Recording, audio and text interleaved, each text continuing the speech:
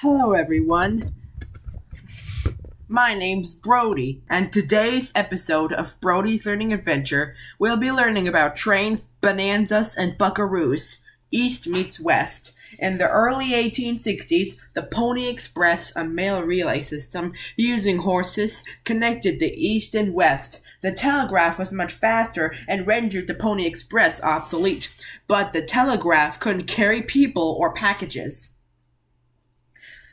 I think that's where the pony ride originated. And I don't think they had birthday parties back then, but I think if they did, they would have like pony rides, but I didn't think it would be their job. The Transcontinental Railroad. Between 1862 and 1864, Congress passed the Pacific Railway Act. It subsidized, thanks for those of you who don't know, subsidize means to provide financial help, usually used when a government helps a business. It subsidized the Central Pacific and Union Pacific Railroad companies to build a transcontinental railroad. They relied on cheap immigrant labor to lay tracks through harsh conditions and rugged terrain, and were especially reliant on the Chinese and Irish, who finished the dangerous work. And they said railroads would be the apocalypse of the world, but I think the coronavirus would be. The Central Pacific Line started in Sacramento, California, and the Union Pacific Line started in Omaha, Nebraska. On May 10, 1869, the two railroads met in the middle at Promontory, Utah, where Leland Stanford, president of the Central Pacific Railroad and former governor of California, drove a golden spike into the railroad to connect the two lines. The golden spike was a giant nail used to attach the metal rail of a railroad to the wooden ties, the slats that run perpendicular to the rails that is underneath. Training the nation. Get it? Because we're talking about trains and then changing in the word training? I'll stop. The railroad routes built during the late 1800s led to an explosion in the population of the West. Steel, cattle, and coal industries also grew, and locomotive technology expanded. To make rail travel more uniform, in 1883, the railroad industry created 4 standard American time zones. Before that, individual communities kept their own time according to the sun's position. The railroad affected the life of every American. Cowboys and the Old West. Post-Civil War prosperity in the Northeast created a demand for beef, so ranchers, particularly in Texas, raised a lot of cows using the Great Plains' abundant amount of grass. Cows need cowhands or cowboys. Cowboys adopted the techniques and clothing of the Mexican vaqueros. When they arrived in a town, they had a reputation for being wild. The need for local lawmen or vigilantes to control cowboys and outlaws led to the myth of the Wild West, even though the West was no more wild than the rest of the country. A vigilante is a person without legal authority who takes the law into his or her own hand. One of the most famous peace offerers of the western frontier was Wyatt Earp. He was also a farmer, buffalo hunter, and gambler, and his participation in a gunfight at the OK Corral made him an iconic figure of the Wild West. Home on the range. The Homestead Act, passed in 1862, opened up the land for any homesteaders who wanted to farm it, including women and African Americans. Homesteaders are people who claimed and agreed to settle on land promised to them by the Homestead Act.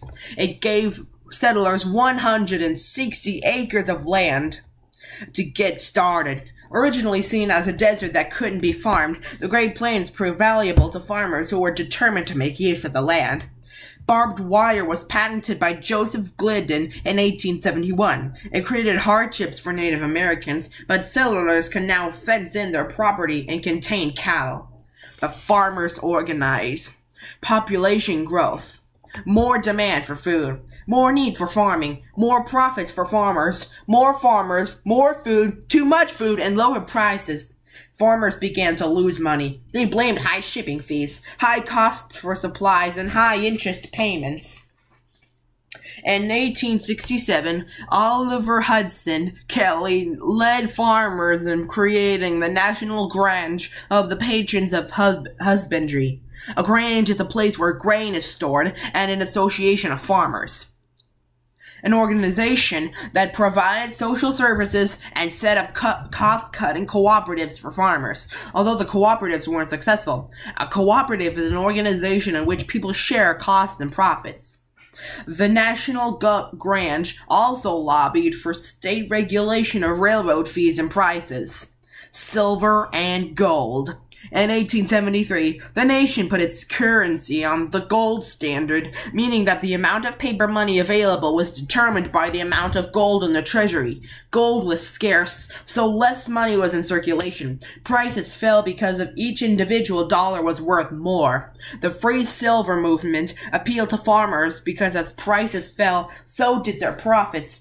The free silver movement advocated adding silver into the mix to produce more money, which could lead to inflation. Populism in the election of 1892. Following President James Garfield, and no, not Garfield the cat, and Chester A. Arthur Grover Cleveland, and elected in 1884, during Cleveland's presidency, Congress passed the Interstate Commerce Act in 1887, regulating the railroad industry. In 1892, during President Benjamin Harrison's term, the political activism of farmers and the free silver movement led to the formation of the Populist Party. A populist is someone having to do with populism, the political philosophy of focusing on average people, a new political faction with a platform of federal regulation. Free silver and workers' rights in the 1892 presidential election, the Populist Party ran James B. Weaver, but Grover Cleveland decided on another non-consecutive run for president and won. Still, another economic crisis, called the Panic of 1893, strengthened the populist cause.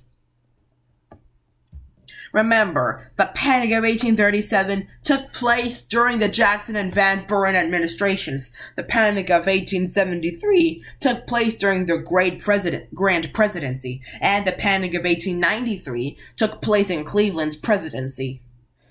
The election of 1896. 4 years later, in 1896, an anti-silver candidate, William McKinley, ran on the Republican presidential ticket. William Jennings Bryan, a free silver politician, ran on the Democratic ticket and was endorsed by the Populist Party. McKinley won the 1896 presidential election, and the Populist Party fell apart. The end of the frontier.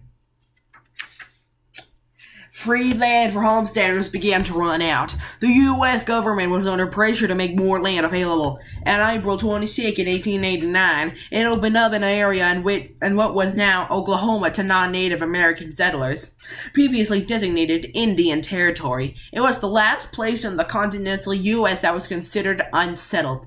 At noon that day, thousands of settlers rushed into the territory to stake their claims to new land.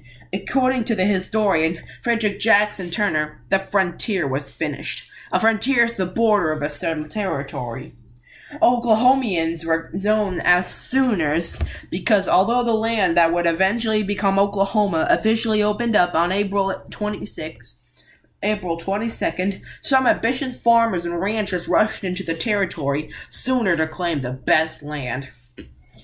Here's a quiz to see if you've been paying attention. Why was the Pony Express first needed, and why did it later become obsolete? Which two railway companies collaborated on the first transcontinental railroad? Which industries were most affected by the railroad expansion? Why were time zones invented? Why was the West known for being wild? What was the gold standard? Who were the Sooners? And was the territory known as Oklahoma empty of people when it was open to American settlers? Pause the video now to think of the answers for yourself. Here are the answers. 1. It was needed to communicate with the West, and it was made obsolete by telegraphs. 2. Union Pacific and Central Pacific. 3. Steel, cattle, and coal. 4. In order to coordinate train schedules. 5. Cowboys and outlaws led to a need for local policing. policing, and thus to the myth of the Wild West, even though the West was more wild than the rest of the country. 6. A system where the amount of paper money available was determined by the amount of gold in the treasury. 6. Eager farmers and ranchers who rushed into Oklahoma territory to claim land before it was officially open. And 8. No Native Americans lived there. Be sure to like, comment, subscribe, and hit the notification bell so that way you won't miss any of my new episodes. This is Brody signing out.